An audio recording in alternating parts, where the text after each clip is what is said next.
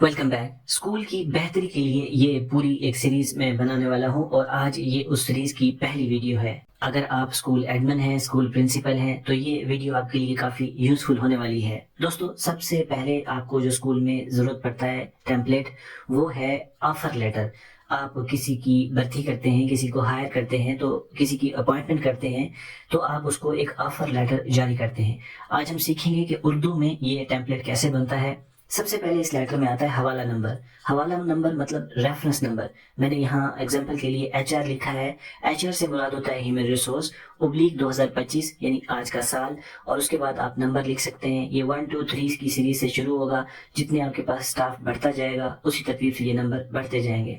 Reference number کیوں لکھتے ہیں؟ دیکھیں، جب بھی آپ کسی کو ہائر کر رہے ہیں اور کچھ ٹرم اینڈ کنڈیشن کے تحت ہائر کر رہے ہیں تو وہ ڈاکومنٹ لیگل ڈاکومنٹ بن جاتا ہے. تو آپ کا یہ فرض بنتا ہے کہ اس کو ریفرنس نمبر لگائیں تاکہ آپ کے پاس کوئی پلی ہو کہ آپ نے اس ریفرنس نمبر کے تحت اس شخص کی اپوائنٹمنٹ کی تھی اپنے اسکول کے اندر. اس کے بعد تاریخ لکھیں گے. آج کی جو تاریخ ہوگی، استاد کا نام لکھیں گے، کوئی بھی جو اس کا نام ہوگا، ٹیچر ہے، میل ہے یا فیمیل ہے، اس کا نام لکھیں گے. اس کے بعد لیٹر کی باڈی شروع ہوتی ہے. ہمیں خوشی ہے کہ آپ اسکول کا نام لکھیں گے. ہمیں خوشی ہے کہ آپ کو ایکسیلنس ایجوکیشن سینٹر میں اردو ٹیچر کے طور پر تقرر کیا جا رہا ہے. آپ کی تقرری درج ذیل شرائط و ضوابط کے ساتھ تقرری کی تاریخ لکھیں گے کے ساتھ اس ڈیٹ سے نافذ عمل ہوگی. اب وہ شرائط و ضوابط کیا ہیں؟ پہلے نمبر پہ ہے عہدہ. واضح کریں کہ آپ کا اس شخص کے ساتھ ادارے میں کیا تعلق ہے، اس کا عہدہ کیا ہے، اس کا ڈیزگنیشن کیا ہے. آپ لکھیں گے اردو ٹیچر، عربی ٹیچر، ایڈمن، پرنسپل، جو بھی اس کا ڈیزگنیشن ہوگا وہ آپ نے لکھنا ہے. دوسرا جو امپورٹنٹ کلاس ہے وہ تنخواہ کی ہے. تنخواہ لکھیں، واضح طور پہ لکھیں. اب میں مثال کے طور پر میں نے یہاں 20,000 لکھا ہے، تو 20,000 لکھنے کے بعد آپ اس کو الفاظ میں بھی لکھیں، ڈیجٹ میں بھی لکھیں. یہ سٹینڈرڈ ہے. اس کے بعد کام کے اوقات کیا ہوں گے؟ کام کے اوقات عموماً جو اسکول ہوتے ہیں وہ پیر تا ہفتہ چلتے ہیں. میں نے بھی یہاں پہ پیر تا ہفتہ لکھا ہے. آپ چاہیں تو اس کو اپنے حساب سے ریوائز کر سکتے ہیں.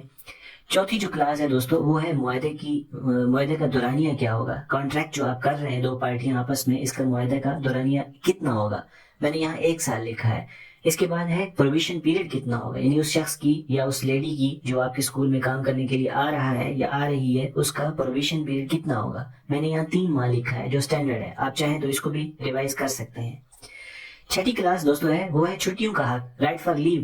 دیکھیں، چھٹیوں کا جو حق ہے وہ ہم یہاں لکھیں گے چھٹیوں کی پالیسی کے مطابق. اب چھٹیوں کی پالیسی کیا ہوگی آگے چل کے میں پالیسی بناؤں گا، آپ سے شیئر کروں گا، اس پر ہم تفصیل سے بات کریں گے. یہاں پر صرف آپ نے ریفرنس دے دینا ہے کہ چھٹیوں کا جو اس کا حق ہوگا وہ چھٹیوں کی پالیسی کے عین مطابق ہوگا.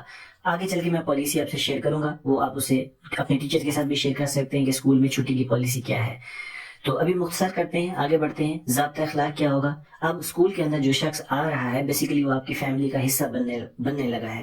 تو اب آپ اس کو یہ پابند کریں گے کہ آپ اسکول کے اصول و ضوابط پر عمل کرنے، ڈسپلن کو برقرار رکھنے، اساتذہ کے ضابطہ اخلاق کی پابندی کرنے کے پابند ہوں گے. ٹھیک ہے نا؟ اچھے لوگ بھی آ جائیں گے، کچھ ایسے لوگ بھی ہوں گے جو جذباتی ہوں گے، جو لڑاکا ہوں گے، مطلب آپ کو ہر طرح کے لوگوں کا سامنا کرنا پڑتا ہے. تو آپ اس کو اس کلاس کے تحت کاربند کریں گے کہ جو اسکول کا ڈسپلن ہوگا you have to follow that, نہ کہ آپ اپنی مان مانی کریں گے یہاں پر. تو یہ کلاس آپ نے یہاں پر ایڈ کی.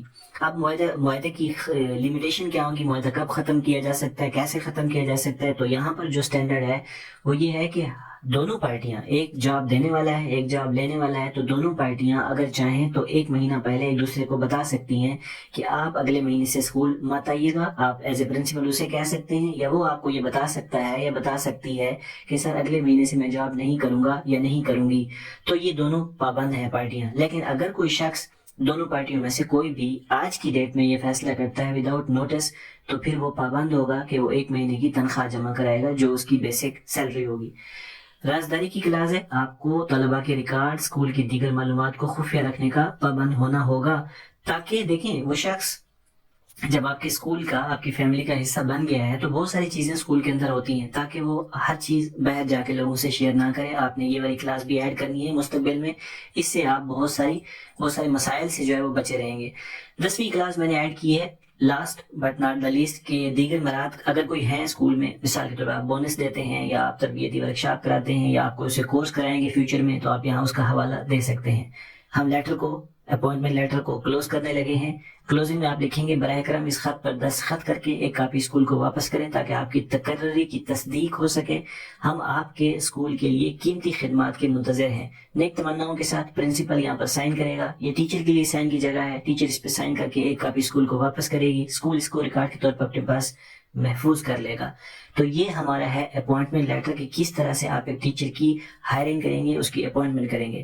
ہوپ فار دا بیسٹ کہ ویڈیو آپ کے لیے یوزفل ہو۔ اگر آپ کو یہ ٹیمپلیٹ چاہیے اور اگر آپ اسکول کو بہتر کرنا چاہتے ہیں تو میں امید کرتا ہوں آپ ہمارے ساتھ جڑے رہیں گے۔ چینل کو سبسکرائب کریں۔ Thanks for watching, stay tune.